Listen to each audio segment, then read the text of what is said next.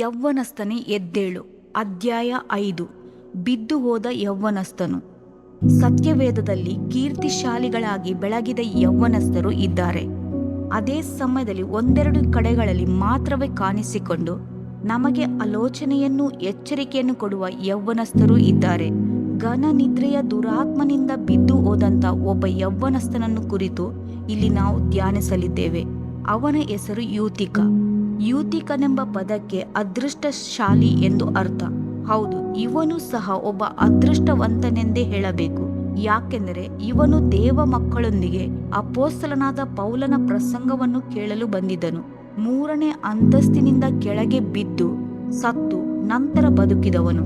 ಅಪೊಸ್ತಲರ ಕೃತ್ಯ 20:7-10 ವಾಕ್ಯದವರೆಗೆ ಓದಿ ನೋಡಿರಿ. ವಾರದ ಮೊದಲನೆಯ ದಿವಸದಲ್ಲಿ ನಾವು ರೊಟ್ಟಿ ಮುರಿಯುವ ನಿಯಮಕ್ಕಾಗಿ ಕೂಡಿ ಬಂದಾಗ ಮರುದಿನ ಹೊರಡಬೇಕೆಂದಿದ್ದ ಪೌಲನು ಅವರಿಗೆ ಪ್ರಸಂಗಿಸುತ್ತಾ ಸರಿ ಹೊತ್ತಿನವರೆಗೂ ಉಪನ್ಯಾಸವನ್ನು ನಡೆಸಿದನು. ಪೌಲನು ಇನ್ನೂ ಪ್ರಸಂಗ ಮಾಡುತ್ತಾ ಇದ್ದಾಗ ಆ ಯೌವನಸ್ಥನು ನಿದ್ರೆಯಿಂದ ತೂಕಡಿಗೆ ಹೆಚ್ಚಾಗಿ 3ನೇ ಅಂತಸ್ತಿನಿಂದ ಕೆಳಗೆ ಬಿದ್ದನು. ಅವನನ್ನು ಎತ್ತಿ ನೋಡುವಾಗ ಸತ್ತಿದನು. ಆದರೆ ಪೌಲನು ಇಳಿದು ಹೋಗಿ ಅವನ ಮೇಲೆ ಬಿದ್ದು ತಬ್ಬಿಕೊಂಡು ಗೋಳಾಡಬೇಡಿರಿ, ಅವನ ಪ್ರಾಣ ಅವನಲ್ಲಿ ಅದೇ ಎಂದು ಹೇಳಿದನು. ಅಪೊಸ್ತಲರ ಕೃತ್ಯ 20:7-9. ನಿದ್ದೆ ಹೆಚ್ಚಾಗಿ ಕೆಳಗೆ ಬಿದ್ದ ಯೂತಿಕನನ್ನು ನೋಡಿರಿ. ಮಹಿಮೆಯಾಗಿ ದೇವರ ವಾಕ್ಯವು ಪ್ರಸಂಗಿಸಲ್ಪಡುತ್ತಿದೆ, ಆದರೆ ಅದು ಅವನ ಕಿವಿಗೆ ಬೀಳಲಿಲ್ಲ. ಸುಪ್ರಸಿದ್ಧವಾದ ಪ್ರಸಂಗಿಯು ಪ್ರಸಂಗಿಸುತ್ತಿದ್ದಾನೆ, ಆದರೆ ಆ ಯುವಕನ ಹೃದಯವು ಮುಚ್ಚಲ್ಪಟ್ಟದಾಗಿದ್ದಿತು. ವಿಶ್ವಾಸಿಗಳು ರೊಟ್ಟಿ ಮುರಿಯುವ ನಿಯಮಕ್ಕಾಗಿ ಕೂಡಿ ಬಂದಿದ್ದರು, ಆದರೆ ಅವನೊಳಗೆ ಕಲ್ವರಿಯ ಪ್ರೀತಿ ಇರಲಿಲ್ಲ. ದೀಪಗಳು ಪ್ರಕಾಶಮಾನವಾಗಿ ಬೆಳಗುತ್ತಿದ್ದವು, ಆದರೆ ಅವನಾದರೂ ಪ್ರಕಾಶವಿಲ್ಲದವನಾಗಿದ್ದನು. ಒಮ್ಮೆ ಇಡೀ ರಾತ್ರಿ ಪ್ರಾರ್ಥನೆಗಾಗಿ ಒಬ್ಬ ಪ್ರಸಂಗಿಯು ಆಹ್ವಾನಿಸಲ್ಪಟ್ಟಿದ್ದರು. ಆ ರಾತ್ರಿ ಪ್ರಾರ್ಥನೆಯಲ್ಲಿ ಒಬ್ಬ ಯೌವನಸ್ಥನು ನಿದ್ದೆ ಮಾಡುತ್ತಿರುವುದನ್ನು ಗಮನಿಸಿದ ಪ್ರಸಂಗಿಯು ಪಕ್ಕದಲ್ಲಿದ್ದವರ ಬಳಿ ಆ ಯೂತಿಕನನ್ನು ಎಬ್ಬಿಸಿರಿ ಎಂದರು. ಎಲ್ಲರಿಗೂ ನಗು ಬಂದಿತು. ಯೂತಿಕನೇ ಎದ್ದೇಳು ಎಂದು ಅವನನ್ನು ಎಬ್ಬಿಸಿದರು. ಅವನನ್ನು ಯೂತಿಕನೆಂದು ಕರೆದದ್ದಕ್ಕೆ ಅವನಿಗೆ ಬಹಳ ನಾಚಿಕೆಯಾಯಿತು. ಆದರೂ ಅವನು ತನ್ನ ಸೋಲನ್ನು ಒಪ್ಪಿಕೊಳ್ಳದೆ, ಯೂತಿಕನು ನಿದ್ರಿಸಲು ಪೌಲನೇ ಕಾರಣ. ಪೌಲನು ದೀರ್ಘಕಾಲ ಪ್ರಸಂಗ ಮಾಡಿದ್ದರಿಂದ ಕೇಳುವವರಿಗೆ ಬಹಳ ಬೇಸರವಾಗಿದ್ದರಿಂದಲೇ ಅವನು ನಿದ್ದೆ ಮಾಡಿದನು. ನಾನು ಸಹ ಅದರಿಂದಲೇ ನಿದ್ದೆ ಮಾಡಿದೆ ಎಂದು ತನ್ನ ನಿದ್ದೆಗೆ ಒಂದು ಕಾರಣವನ್ನು ಕೊಟ್ಟನು. ಏನೇ ಹೇಳಿದರೂ ಬಿದ್ದು ಹೋದರೆ ಸಂಕಟವೇ ಅಲ್ಲವೇ? ಅಪೊಸ್ತಲ ಪೌಲನು ಅಂದು ಕನಿಕರಿಸಿ ಯೂತಿಕನನ್ನು ಜೀವಂತವಾಗಿ ಎಬ್ಬಿಸಿದನು. ಆ ಯುವಕನನ್ನು ಕುರಿತು 4 ಕಾರ್ಯಗಳನ್ನು ನಾವು ಧ್ಯಾನಿಸೋಣ. ಗಾಢ ನಿದ್ರೆಯಲ್ಲಿದ್ದನು.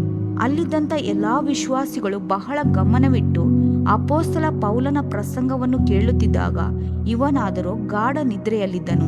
ಕಾರಣವೇನೆಂದರೆ ಅವನ ಮನಸ್ಸು ದೇವ ಸಂದೇಶದೊಂದಿಗೆ ಒಂದಾಗಲಿಲ್ಲ.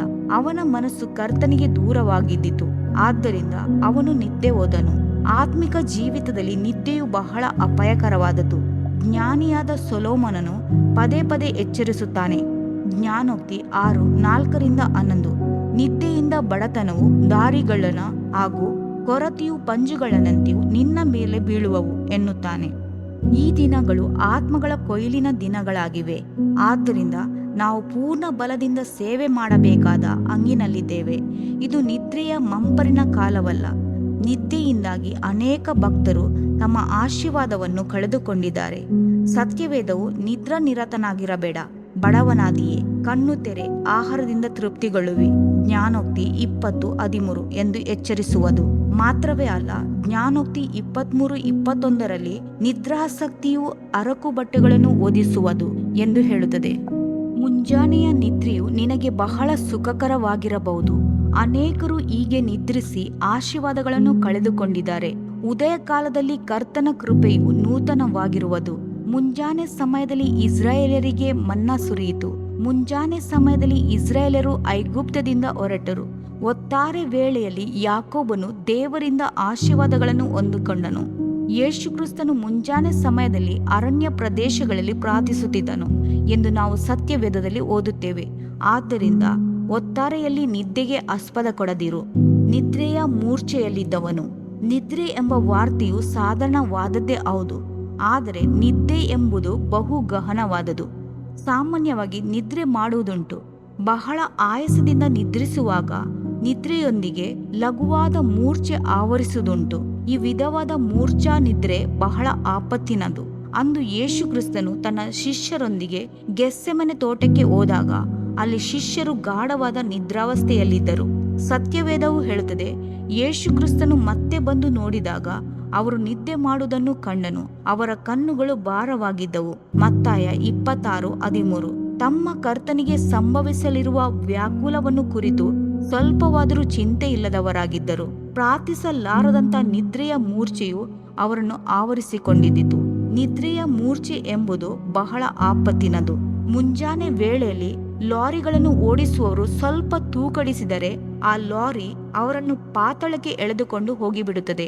ಅಂದು ಸಂಸೋನನು ದೆಲೀಲಳ ಮಡಿಲಲ್ಲಿ ನಿದ್ರೆಯ ಮೂರ್ಛೆಯಲ್ಲಿದ್ದನು. ಆ ಮೂರ್ಛೆಯು ಅವನನ್ನು ಅಘೋರ ಸ್ಥಿತಿಗೆ ಕೊಂಡೊಯ್ಯಿತು. ಫಿಲಿಷ್ಟಿಯರು ಅವನ ತಲೆಯನ್ನು ಬೋಳಿಸುವವರೆಗೆ ಅವನು ನಿದ್ರೆಯ ಮೂರ್ಛೆಯಿಂದ ಏಳಲೇ ಇಲ್ಲ. ಇದರ ಫಲವಾಗಿ ಅವನ ಕಣ್ಣುಗಳು ಕೀಳಲ್ಪಟ್ಟು ಕಬ್ಬಿಣದ ಬೇಡಿಗಳನ್ನಿಟ್ಟು ಸೆರೆಮನೆಗೆ ಹೋಗಬೇಕಾಯಿತು. ಯೌವನಸ್ಥನೇ, ನಿನ್ನ ನಿದ್ರೆಯ ಮೂರ್ಛೆಯಿಂದ ಹೊರಗೆ ಬಾ. ನಿನ್ನ ದುರ್ಮಾರ್ಗವಾದ ನಿದ್ರೆಯಿಂದ, ಪಾಪಕರವಾದ ನಿದ್ರೆಯಿಂದ, ಸುಖಭೋಗವಾದ ನಿದ್ರೆಯಿಂದ ಎದ್ದೇಳು. ಕರ್ತನು ನಿನ್ನನ್ನು ಉಜ್ಜೀವಿಸ ಮಾಡಲಾಶಿಸುತ್ತಾನೆ.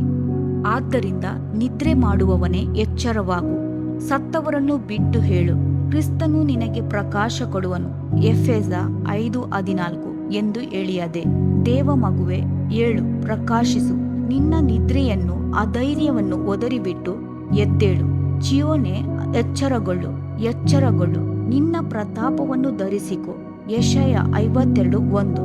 ಹೌದು ದೇವ ಮಗುವೆ, ಈ ಪ್ರಪಂಚದ ಅಂತ್ಯದ ವೇಳೆಯಲ್ಲಿ ನಿಂತಿರುವ ನೀನು ನಿನಗಾಗಿ ಪ್ರಾಣ ತೆತ್ತ ಕರ್ತನಿಗಾಗಿ ಪೂರ್ಣ ಬಲದಿಂದ ಸೇವೆ ಮಾಡಬೇಕಾಗಿದೆ. ನಿನ್ನನ್ನು ಪ್ರಕಾಶಗೊಳಿಸುವವನು ನಿನ್ನ ಸಮೀಪ ನಿಂತಿದ್ದಾನೆ. 3ನೇ ಅಂತಸ್ತಿನಲ್ಲಿದ್ದವನು. ಅಪೊಸ್ತಲ ಪೌಲನು ಪ್ರಸಂಗಿಸಿದ ಸ್ಥಳ 3ನೇ ಅಂತಸ್ತು ಎಂದು ನಾವು ಸತ್ಯವೇದದಲ್ಲಿ ಓದುತ್ತೇವೆ. ಬಹು ಎತ್ತರವಾದ ಸ್ಥಳ. ಸಾಮಾನ್ಯವಾಗಿ 3ನೇ ಅಂತಸ್ತಿನಿಂದ ಬಿದ್ದವರು ಬದುಕುವುದಿಲ್ಲ. ಯೂತಿಕನು ನಿದ್ರೆಯಲ್ಲಿ ತಾನಾಗಿ ಬಿದ್ದಿದ್ದಾನೆ. ಈ ದಿನಗಳಲ್ಲಿ ಅನೇಕರು ಹೆಮ್ಮೆಯಿಂದ ಬೀಗಿಕೊಂಡು ಬಿದ್ದು ಹೋಗಿದ್ದಾರೆ. ಲೂಸಿಫರನ್ನು ತನ್ನನ್ನು ತಾನೇ ಹೆಚ್ಚಿಸಿಕೊಂಡಾಗ ಉನ್ನತ ಪರ್ವತದಿಂದ ಅಘೋರ ಪಾತಾಳಕ್ಕೆ ದೊಬ್ಬಲ್ಪಟ್ಟನು. ಕರ್ತನು ಯಾವಾಗಲೂ ನಮ್ಮನ್ನು ಆತುಕೊಂಡು ಎಬ್ಬಿಸಲು ಅಪೇಕ್ಷಿಸುತ್ತಾನೆ. ಪಾಪದ ಕೆಸರಿಂದ ನಮ್ಮನ್ನು ಎತ್ತಿ ಉನ್ನತದಲ್ಲಿ ಆತನೊಂದಿಗೆ ಕುಳಿತುಕೊಳ್ಳುವಂತೆ ಮಾಡಿದ್ದಾನೆ. ಶಿಲುಬೆಯಲ್ಲಿ ಜಡಿಯಲ್ಪಟ್ಟ ಕಳ್ಳನು ಮಾನಸಾಂತರ ಪಟ್ಟು ದೇವರ ಕಡೆಗೆ ತಿರುಗಿಕೊಂಡಾಗ ಅವನಿಗೆ 3ನೇ ಆಕಾಶವಾದ ಪರದೈಸನ್ನು ಕರ್ತನು ವಾಗ್ದಾನ ಮಾಡಿದನು. ದೇವ ಮಗುವೆ, ನೀನು ಬೀಳುವವನಾಗಿ ಕಂಡು ಬರುವಿಯಾದರೆ ಕ್ರಿಸ್ತನ ಮಹಿಮೆಯಿಂದ ಉನ್ನತಿಗೊಳ್ಳುವವನಾಗಿರು. ನೀನು ಆತನ ಆಜ್ಞೆಗಳನ್ನು ಕೈಗೊಂಡು ಉತ್ತಮನಾಗಿ ಜೀವಿಸುವಿಯಾದರೆ ಕರ್ತನು ನಿನ್ನನ್ನು ಅಧಿಕವಾಗಿ ಹೆಚ್ಚಿಸಿ ಆಶೀರ್ವದಿಸುವನು. ಸತ್ತು ಜೀವದಿಂದ ಎಬ್ಬಿಸಲ್ಪಟ್ಟವನು. ಯೂತಿಕನ ಜೀವಿತವು ಸತ್ತ ಸ್ಥಿತಿಯಲ್ಲಿಯೇ ಮುಗಿದು ಹೋಗಿದ್ದರೆ ಆ ಸಂಭವವು ಬಹು ದುಃಖಕರವಾದುದು. ಆದರೆ ಕರ್ತನು ಆ ಸ್ಥಿತಿಯಲ್ಲಿ ಅವನನ್ನು ಬಿಟ್ಟು ಬಿಡಲಿಲ್ಲ. ಅವನು ಸಹ ಬಯಕೆಯಿಂದ ಕರ್ತನ ವಾಕ್ಯವನ್ನು ಕೇಳುವುದಕ್ಕಾಗಿ ಬಂದಿದವನಲ್ಲವೇ? ಆದ್ದರಿಂದಲೇ ಸತ್ತು ಹೋಗಿದ ಅವನಿಗೆ ಕರ್ತನು ಪ್ರಾಣ ಕೊಟ್ಟು ಜೀವಿಸುವಂತೆ ಮಾಡಿದನು. ಅಂದು ಯೇಸು ಸ್ವಾಮಿಯು ಮಾರ್ತ ಮತ್ತು ಮರಿಯಳನ್ನು ನೋಡಿ, ನಾನೇ ಪುನರುತ್ಥಾನವೂ ಜೀವವೂ ಆಗಿದ್ದೇನೆ. ನನ್ನನ್ನು ನಂಬುವವನು ಸತ್ತರೂ ಬದುಕುವನು. ಬದುಕುತ್ತಾ ನನ್ನನ್ನು ನಂಬುವ ಪ್ರತಿಯೊಬ್ಬನು ಎಂದಿಗೂ ಸಾಯುವುದಿಲ್ಲ. ಯೋಹನ 11:25 ಮತ್ತು 26 ಎಂದು ಹೇಳಿದನು. ಯೇಸು ಸ್ವಾಮಿ ಲಾಜರನನ್ನು ಎಬ್ಬಿಸಿದನು. ಯಾಯಿರನ ಮಗಳನ್ನು ಎಬ್ಬಿಸಿದನು. ನಾಯಿನೂರಿನ ವಿಧವೆಯ ಮಗನನ್ನು ಎಬ್ಬಿಸಿದನು. ಇಂದು ಸಹ ಪಾಪ ಅಕ್ರಮಗಳಿಂದ ಸತ್ತಿರುವ ಒಬ್ಬೊಬ್ಬರನ್ನು ಎಬ್ಬಿಸಲು ಮಹಿಮೆಯುಳ್ಳಾತನೇ ಆಗಿದ್ದಾನೆ. ದೇವ ಮಗುವೆ, ನೀನು ಉಜ್ಜೀವನ ಹೊಂದಿ ದೇವ ಮಹಿಮೆಯಿಂದ ಆವರಿಸಲ್ಪಡು. ನಿನ್ನ ಈ ಯೌವನ ಪ್ರಾಯದಲ್ಲಿ ಕರ್ತನಿಗೆ ನಿನ್ನನ್ನು ಒಪ್ಪಿಸಿಕೊಟ್ಟು ಆತನಿಗಾಗಿ ಎದ್ದು ಪ್ರಕಾಶಗೊಳ್ಳು. ಇದರಿಂದ ನಿನ್ನ ದೇಹಕ್ಕೆ ಆರೋಗ್ಯವು, ಎಲುಬುಗಳಿಗೆ ಸಾರವು ಉಂಟಾಗುವವು. ಜ್ಞಾನೋಕ್ತಿಗಳು 3ನೇ ಅಧ್ಯಾಯ 8ನೇ ವಾಕ್ಯ. ಪ್ರಿಯ ವೀಕ್ಷಕರೇ ಮತ್ತು ಕರ್ತನಲ್ಲಿ ಸಹೋದರ ಸಹೋದರಿಯರೇ, ನೀವು ನಮ್ಮ ಈ ಕಾರ್ಯಕ್ರಮವನ್ನ ವೀಕ್ಷಿಸಿದ್ದಕ್ಕಾಗಿ ದೇವರ ನಾಮದಲ್ಲಿ ನಿಮಗೆ ವಂದನೆಗಳು. ದೇವರ ವಾಕ್ಯವು ನಮ್ಮ ಎಲುಬಿಗೆ ಬಲವೂ ಸಾರವೂ ಆಗಿದೆ. ಎಂದು ಸತ್ಯವೇದವು ಹೇಳುವಂತೆ ಈ ಕಾರ್ಯಕ್ರಮವು ನಿಮಗೆ ಆಶೀರ್ವಾದಕರವಾಗಿದೆ ಎಂದು ನಂಬುತ್ತೇವೆ. ಪ್ರಿಯ ವೀಕ್ಷಕರೇ, ನಮ್ಮ ಈ ಸೇವೆಗಾಗಿ ಪ್ರಾರ್ಥಿಸಿರಿ ಮತ್ತು ಎಲ್ಲಾ ಕಾರ್ಯಕ್ರಮಗಳನ್ನ ಇತರರೊಂದಿಗೆ ಶೇರ್ ಮಾಡಿರಿ. ಅದೇ ರೀತಿಯಾಗಿ ನಮ್ಮ ಈ ಯೂಟ್ಯೂಬ್ ಚಾನೆಲ್ ಅನ್ನು ಸಬ್ಸ್ಕ್ರೈಬ್ ಮಾಡಿರಿ ಹಾಗೂ ಲೈಕ್ ಮಾಡಿ. ನಿಮ್ಮ ಅನಿಸಿಕೆಗಳನ್ನು ಕಮೆಂಟ್ ಬಾಕ್ಸ್ನಲ್ಲಿ ನಮಗೆ ತಿಳಿಯಪಡಿಸಿ. ನಮ್ಮ ಸಂಖ್ಯೆ 7022104605. ಈ ಸಂಖ್ಯೆಗೆ ಕರೆ ಮಾಡಿರಿ. ಒಬ್ಬ ಪಾಪಿಯ ಪ್ರಾರ್ಥನೆ. ಯೇಸುವನ್ನು ರಕ್ಷಕನಾಗಿ ಅಂಗೀಕರಿಸಲು ಮಾಡಬೇಕಾದ ಪ್ರಾರ್ಥನೆ. ಪ್ರಿಯ ಪರಲೋಕದ ತಂದೆಯೇ, ಯೇಸುವಿನ ಹೆಸರಿನಲ್ಲಿ ನಾನು ನಿನ್ನ ಬಳಿಗೆ ಬಂದಿದ್ದೇನೆ. ನನ್ನ ಬಳಿಗೆ ಬರುವವರನ್ನು ನಾನು ತಳ್ಳಿಬಿಡುವುದೇ ಇಲ್ಲ. ಯೋಹಾನ 6:37 ಎಂದು ನಿನ್ನ ವಾಕ್ಯ ಹೇಳುತ್ತದಲ್ಲ. ಆದ್ದರಿಂದ ನೀನು ನನ್ನನ್ನು ತಳ್ಳಿಬಿಡದೆ ನನ್ನನ್ನು ಸೇರಿಸಿಕೊಳ್ಳುವಿ ಎಂದು ನನಗೆ ಗೊತ್ತಿದೆ. ಆದ್ದರಿಂದ ನಾನು ನಿನಗೆ ಸ್ತೋತ್ರ ಮಾಡುತ್ತೇನೆ. ನೀನು ನಿನ್ನ ವಾಕ್ಯದಲ್ಲಿ ನೀನು ಯೇಸುವನ್ನೇ ಕರ್ತನೆಂದು ಬಾಯಿಂದ ಅರಿಕೆ ಮಾಡಿಕೊಂಡು ದೇವರು ಆತನನ್ನು ಸತ್ತವರೊಳಗಿಂದ ಎಬ್ಬಿಸಿದನೆಂದು ಹೃದಯದಿಂದ ನಂಬಿದರೆ ನಿನಗೆ ರಕ್ಷಣೆಯಾಗುವುದು ಎಂತಲೂ ಕರ್ತನ ನಾಮವನ್ನ ಹೇಳಿಕೊಳ್ಳುವವರೆಲ್ಲರಿಗೆ ರಕ್ಷಣೆಯಾಗುವುದೆಂತಲೂ ಬರೆದಿದೆ. ರೋಮ 10:9-13 ವಾಕ್ಯ.